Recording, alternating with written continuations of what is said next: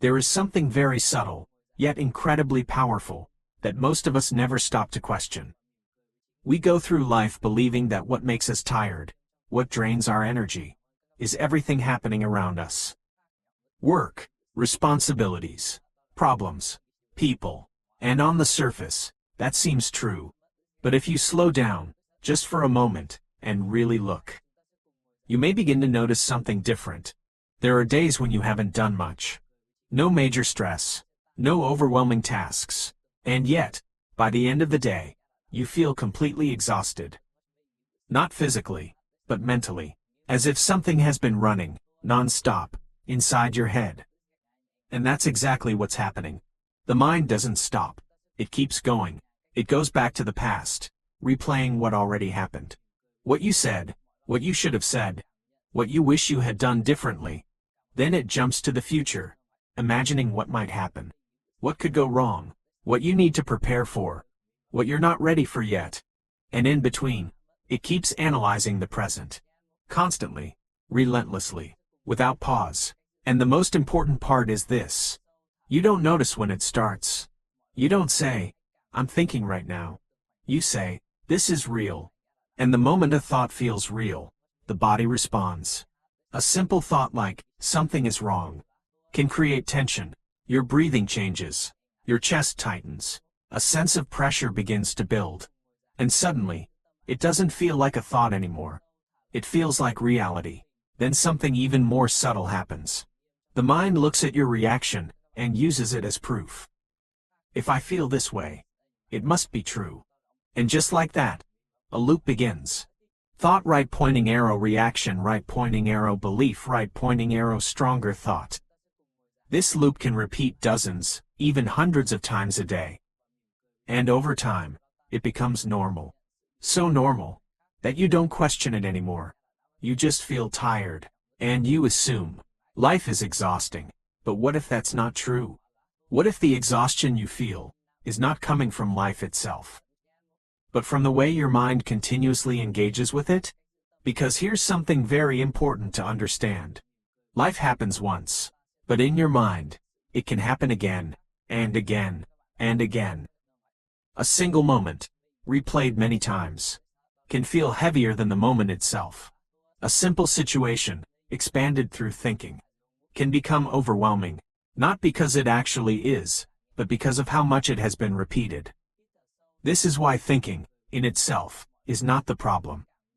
But continuous thinking, without awareness, is like a machine that never turns off. It doesn't rest. It doesn't reset. It just keeps running. And the longer it runs, the more energy it consumes.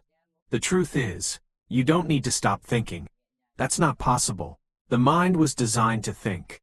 But you can begin to notice something very different. You can begin to see that not every thought needs to be followed. Not every thought needs to be believed. Not every thought deserves your attention. And that realization is the beginning of something powerful. Because the moment you see a thought as a thought, you are no longer completely inside it. There is space, even if it's just for a second.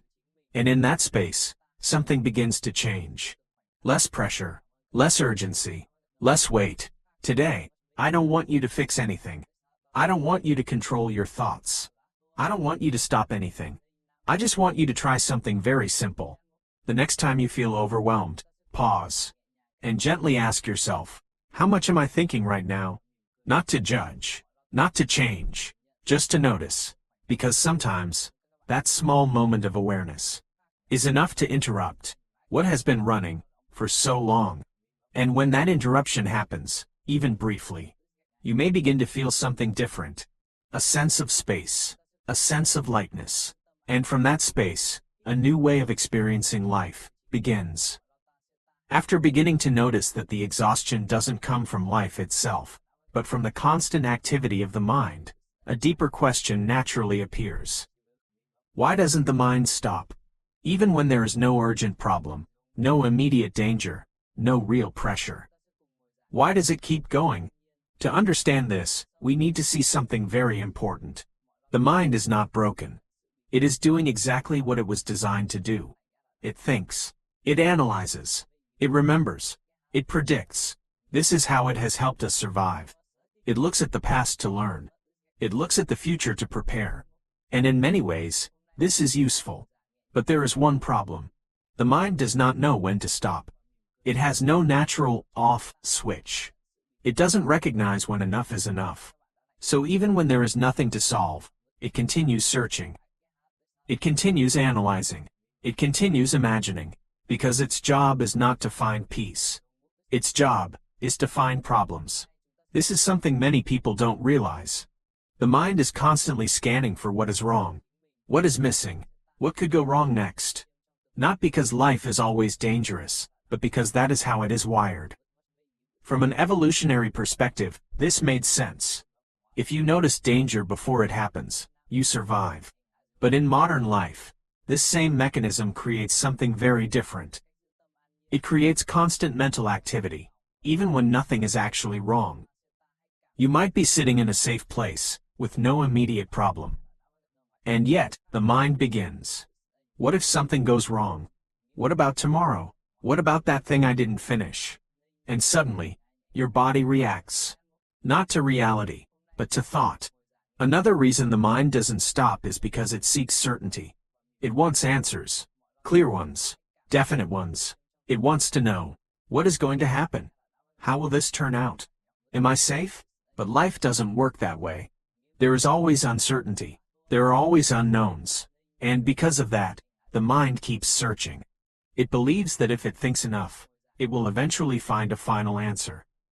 But that answer never comes. Because every answer leads to another question. Every conclusion opens another possibility. And so, the cycle continues. There is also something else happening beneath the surface. Habit. If you have been thinking in a certain way for years, your mind becomes used to it. It follows the same patterns, the same directions, the same reactions. Like walking down the same path over and over again, it becomes easier each time. So when a situation appears, the mind doesn't explore freely. It returns to what it knows. If it knows worry, it worries. If it knows doubt, it doubts. If it knows overthinking, it continues thinking. Not because it's true, but because it's familiar. And familiarity feels automatic. There is also a very subtle discomfort that arises when there is no thinking.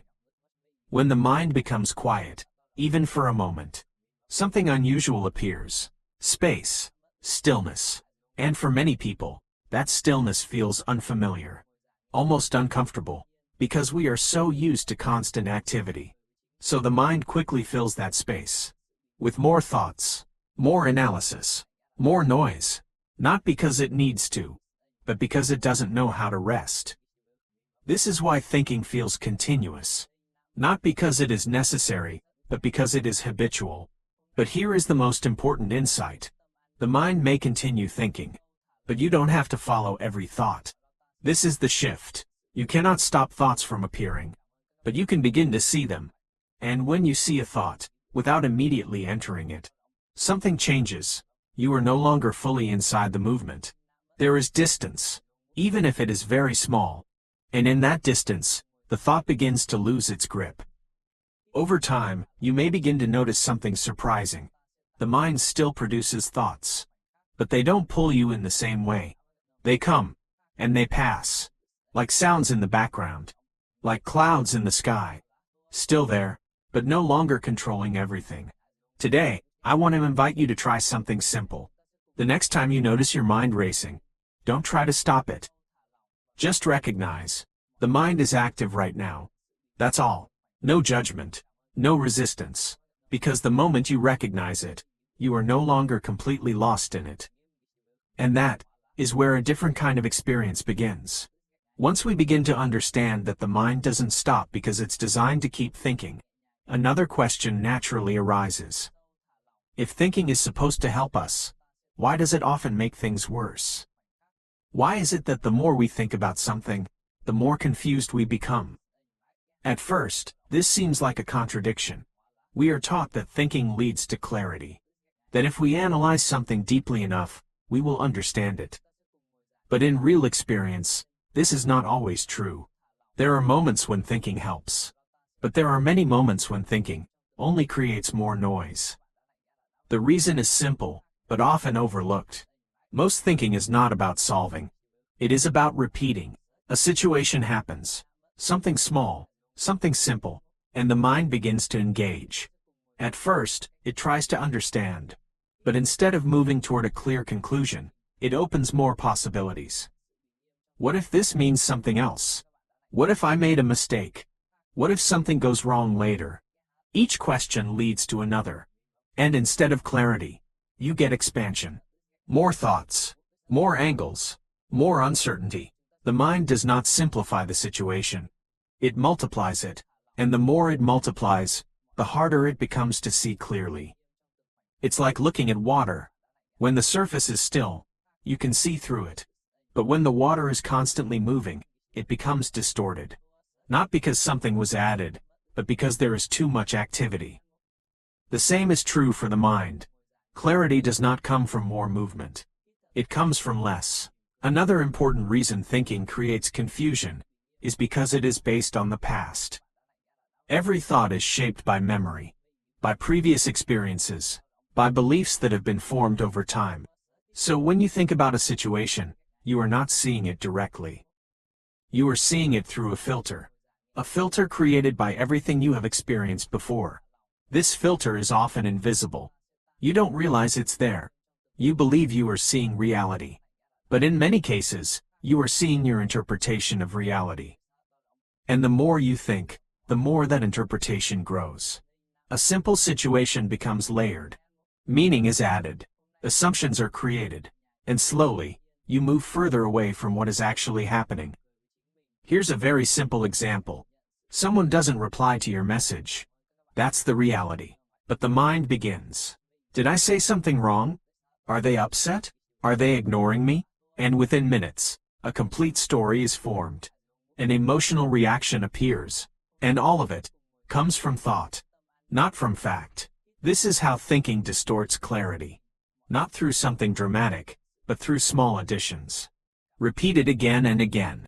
Another key insight is this. Thinking rarely stays in the present moment. It either goes back to the past, or jumps into the future. It replays what already happened, or imagines what might happen. But in both cases, you are not here. You are in a mental version of reality. And when you live inside that version, you lose direct contact with what is real. Clarity requires presence, but thinking pulls you away from presence. This is why, in moments of overthinking, even simple things feel complicated. Because you are not seeing them directly. You are seeing layers of thought about them. There is also something very subtle that happens when we think too much. We lose connection with intuition. Intuition doesn't speak in words. It doesn't analyze. It simply knows. But when the mind is loud, that quiet knowing is drowned out. So instead of feeling clarity, you rely even more on thinking. And the cycle continues, thinking more, to replace what has been lost. But the more you think, the further you move from that quiet clarity. So the question is no longer, how do I think better? The question becomes, what happens when I stop adding more thought? Because clarity is not something you create through thinking. It is something that becomes visible when thinking settles. Not completely, not permanently, but even for a moment. And in that moment, everything feels simpler.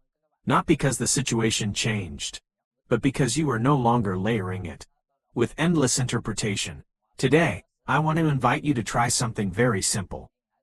The next time you find yourself thinking deeply, trying to figure something out, pause, just for a moment, and gently ask, if I stop thinking about this, does it actually become clearer, or more complicated? You don't need to answer right away. Just notice, because sometimes, the moment you stop adding more thought, is the moment you begin to see clearly. Now that we've seen how constant thinking creates confusion, the most important question becomes very real. What do you actually do when it's happening? Because in real life, overthinking doesn't feel like a concept. It feels immediate. It feels personal. A thought appears, and within seconds, you're already inside it. So breaking the loop is not about doing something complex. It's about changing something very small, in the exact moment the loop begins. The first step is recognition. Not perfect awareness. Not deep meditation. Just noticing. Most of the time, you don't notice that you're thinking. You only notice the feeling. You feel anxious. You feel pressure. You feel overwhelmed. And you assume the feeling comes from reality. But if you pause, even briefly, you may begin to see that behind the feeling, there is a thought. And that moment of noticing changes everything. Because once you see it, you are no longer completely inside it. So the first step is simple. This is a thought. That's it. You don't need to argue with it. You don't need to replace it. You don't need to fix it. Just recognize it. The second step is not reacting immediately. When a thought appears, the mind wants to do something. It wants to continue the story. Or it wants to fight it. But both keep you inside the loop. Instead, you pause. You don't add anything. You don't follow the next sentence. You don't try to solve it right away. You let the thought be there, without building on it. At first, this may feel uncomfortable, because the mind is used to movement. But if you stay, even for a few seconds, you begin to notice something important. The thought doesn't stay the same. It shifts. It weakens. It begins to pass. Not because you removed it, but because you stopped feeding it. The third step is returning to the body. When you are thinking, your attention is completely in the mind. You are in words, in images, in scenarios, but the body is always in the present moment. So you gently bring attention back. To your breath, to the sensation of sitting, to your hands, your feet. You don't force it, you just reconnect. And in that reconnection, the loop begins to loosen. The thought may still be there, but it no longer has full control. The fourth step is not continuing the story. This is one of the most powerful shifts. A thought rarely comes alone. It leads to another, and another, until a full narrative forms. But that narrative only exists because you keep adding to it. So you stop at the first step. You don't go to the next thought. You don't continue the chain. It's like stopping the first domino. The rest cannot fall. This doesn't require effort. It requires awareness. The fifth step is allowing the feeling. Even if you stop the thinking, the emotional response may still be present. And this is where most people go back into thinking, because they don't want to feel uncomfortable. But if you can stay with the feeling, without trying to remove it, something changes. The feeling moves. It rises, and then slowly fades. Not because you controlled it, but because you didn't resist it. Allowing is not the same as liking. It simply means not fighting what is already there. And when you stop fighting, the experience softens. The sixth step is patience. This is not something that changes overnight. These patterns have been built over years. So they unwind over time. There will be moments when you forget. Moments when you get pulled back into the loop. Moments when the thought feels stronger again. That's not failure. That's part of the process. What matters is that each time you notice, you return. And every return makes the next one easier. Over time, something becomes clear. Thoughts still appear, but they don't take over in the same way. They don't define your experience. They don't control your state. And in the spaces between them, you begin to feel something different. A sense of lightness. A sense of calm.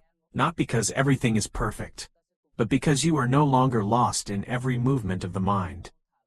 Today, I want to invite you to try something very simple. Just once. The next time you notice yourself overthinking, pause, take one breath, and instead of following the thought, just see it. That's enough, because sometimes, one moment of not reacting is all it takes to begin breaking the loop. As you begin to recognize the pattern of overthinking, and try to step out of it, something very subtle starts to happen. You may notice that even your effort to stop thinking becomes another form of thinking. And this is where many people get stuck. Not because they're doing it wrong, but because they don't see the trap clearly. The first mistake is trying to force the mind to stop. This is the most natural reaction. You realize thinking is exhausting, so you try to shut it down. You try to clear your mind. You try to push thoughts away. You try to control what appears. But the mind doesn't work like that. The more you try to stop thinking, the more attention you give to thinking. And attention is what keeps it alive. It's like trying not to hear a sound. The more you focus on avoiding it, the louder it seems. So forcing the mind to stop actually strengthens the very thing you're trying to escape. The second mistake is replacing negative thoughts too quickly. A negative thought appears, and you immediately try to counter it. You tell yourself something positive, something reassuring, something that sounds better. But if this is done too quickly, it becomes suppression. The original thought is still there, just pushed underneath. And when the situation becomes stronger, it comes back. Sometimes even louder. True change doesn't come from replacing thoughts. It comes from seeing them clearly, without needing to follow them. The third mistake is overanalyzing. You begin to notice your thoughts, so you try to understand them. Why am I thinking this? Where is this coming from? What does this mean? And before you realize it, you're thinking again. Just in a more subtle way. You're thinking about thinking, and the loop continues. Analysis can be useful, but too much of it keeps you inside the same cycle. Sometimes, clarity doesn't come from more thinking. It comes from stepping out of thinking. The fourth mistake is expecting immediate results. You want to feel better right away. You want the mind to become quiet quickly. You want relief, now. But these patterns didn't form overnight. They've been built through repetition, over time. So they unwind, the same way, gradually. And when you expect instant change, every moment of difficulty feels like failure. Which creates more frustration, more pressure, more thinking. Letting go is not about instant transformation. It's about consistent awareness. The fifth mistake is not recognizing the thought as a thought. This is the most subtle, and the most important. If you don't see that you're thinking, you are already inside the thought. And when you're inside it, it feels real. At that point, you're no longer observing the thought. You are living it. And from there, it's very hard to step out. Recognition is everything. Without it, no technique works. Because you're applying the technique from within the loop, not outside it. The sixth mistake is using letting go as avoidance. Sometimes we say we are letting go, but what we're actually doing is avoiding. We don't want to feel discomfort, so we try to move past it quickly. We tell ourselves, it doesn't matter, I should just let it go. But inside, the feeling is still there, unseen, unfelt, and what is not fully felt is not fully released. Letting go is not about escaping the experience. It's about allowing it, without holding on to it. The seventh mistake is trying to be calm all the time. After learning about awareness, you may create a new expectation. I should always be peaceful. And when thoughts appear, you feel like something is wrong. But nothing is wrong. Thoughts will continue to arise. That's what the mind does. The shift is not in stopping thoughts, but in not being controlled by them. You don't need to be perfect. You only need to be aware. When we look at all these mistakes together, we begin to see a pattern. We are always trying to do something to the thoughts. Fix them, change them, control them, understand them. But the more we do, the more we stay engaged. Letting go is not about doing more. It's about doing less. Less reacting, less adding, less believing every thought completely. And when you begin to do less, something very natural happens. Thoughts are no longer constantly fed. And when they are not fed, they begin to lose strength. Not because you removed them, but because you stopped giving them energy. Today, I want to invite you to notice one thing. The next time a thought appears, instead of asking, how do I get rid of this? Ask, am I doing anything right now that is making this stronger? Just see, because the moment you see that, you are already stepping out of the loop. After everything we've explored, how thinking creates exhaustion, why the mind never stops, how overthinking leads to confusion, how to step out of the loop, and the subtle mistakes that keep us stuck, we arrive at something very simple, yet deeply transformative. What happens when thinking no longer controls you? At first, this may feel like an impossible idea, because thoughts are always there. They appear throughout the day. They shape your reactions. They influence how you see yourself and the world. So it's easy to believe that if thoughts are constant, they must always have power. But something changes. Not the presence of thought, but your relationship with it. Thoughts still come. They still move. They still appear. Just like before. But you no longer follow each one. You no longer believe every story. You no longer react automatically. And in that shift, something opens. Space. A quiet space that wasn't noticeable before. Not because it didn't exist, but because it was covered by constant movement. In that space, there is less pressure, less urgency, less need to fix everything immediately. You begin to notice that a thought can appear and simply pass. Without becoming a problem, without turning into a story, without pulling you into a chain reaction. Before, one thought could take you far away. Now, it comes, and it goes. Like a sound in the distance. Still there, but no longer controlling your experience. And as this becomes clearer, a different kind of feeling begins to emerge. Not excitement, not intensity, but a quiet sense of ease. A feeling that, in this moment, nothing is missing. This is what inner peace starts to feel like. It's not something dramatic. It's not something you achieve. It's something you notice when there is less noise, less mental movement, less resistance. You are still living your life. Still working, still interacting, still facing challenges. But something is different. You are not reacting from pressure. You are not overwhelmed by every thought. You respond, instead of react. And that changes everything. Difficult situations still happen, but they don't carry the same weight. Because you are not adding layers of thought on top of them. You experience what is happening, without turning it into something bigger. There is also a sense of lightness. You are no longer carrying every thought. You are no longer holding on to every story. You are no longer trying to fix yourself constantly. That weight begins to fall away. And without that weight, there is freedom. In relationships, this becomes very clear. You are no longer expecting others to complete you. You are no longer holding on to people out of fear. You can be present, without needing things to be a certain way. Because your inner state is no longer dependent on everything outside. One of the most beautiful changes is how simple life begins to feel. You don't need constant stimulation. You don't need everything to be perfect. Even ordinary moments feel different. Sitting quietly, walking, breathing, nothing special. And yet, there is a quiet sense of enough. This doesn't come from adding anything. It comes from the absence of something. The absence of constant mental noise. The absence of endless interpretation. It's important to understand. This is not a permanent state. There will still be moments when you get pulled back into thinking. Moments when old patterns return. Moments when you react without awareness. That's part of being human. But now, you notice sooner. You return faster. And each time you return, the pattern loses a little more power.